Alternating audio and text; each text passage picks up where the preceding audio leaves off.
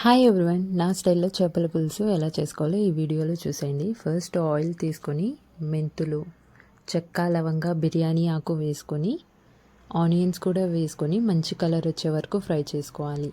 Onions fry అయ్యేలోపు మనం ఒక మిక్సీ జార్ తీసుకొని 4 పెద్ద సైజ్ టమాటాలను తీసుకొని మిక్సీ పట్టుకోవాలి. అదేవిధంగా ఒక నిమ్మకాయ సైజ్ అంత చింతపండును తీసుకొని నానబెట్టుకోవాలి.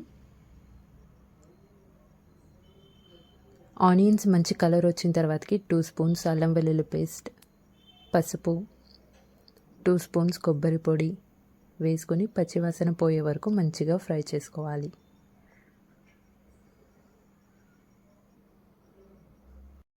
పచ్చివాసన పోయిన తర్వాతకి మనం ముందుగా మిక్సీ పట్టుకున్న టమాటో ప్యూరీని వేసుకొని మంచిగా కలుపుకోవాలి.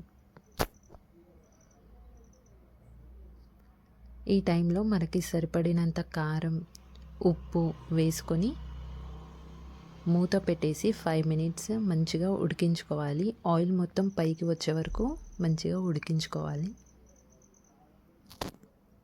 చూసారా, ఆయిల్ మొత్తం పైకి వచ్చేసింది. ఈ టైంలో మనం ముందుగా ప్రిపేర్ చేసి పెట్టుకున్న చింతపండు పులుసుని వేసుకోవాలి. అదే టైంలో మనకు కావాల్సినంత వాటర్ కూడా వేసుకొని మూత పెట్టేసి 5 to 10 మినిట్స్ బాగా ఉడికించుకోవాలి. ఈ టైంలో మనం ముందుగానే క్లీన్ చేసి పెట్టుకున్న చేప ముక్కల్ని ఒక్కొక్కటిగా వేసుకొని బాగా తిప్పుకోవాలి.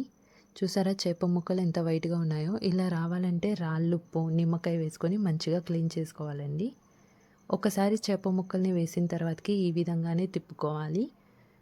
స్పూన్ యూస్ చేస్తే చేప ముక్కలు అనేది చెదిరిపోతాయండి. మూత పెట్టేసి 5 మినిట్స్ ఉడికించుకోవాలి.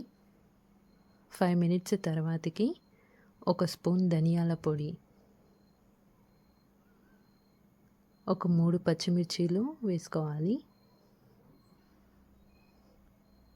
మరొకసారి నిదానంగా కలుపుకోవాలి.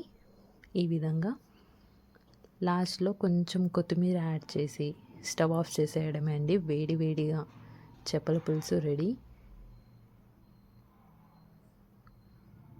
టేస్ట్ మాత్రం నిజంగా అద్దరిపోయిందండి. వేడి వేడిగానే ఇంత టేస్టీగా ఉందంటే చల్లారిన తర్వాతకి దీని టేస్ట్ అద్దరిపోతుంది. సేమ్ నేను చెప్పిన ప్రాసెస్లోనే మీరు కూడా ట్రై చేసి చూడండి, తప్పకుండా మీకు కూడా నచ్చుతుంది.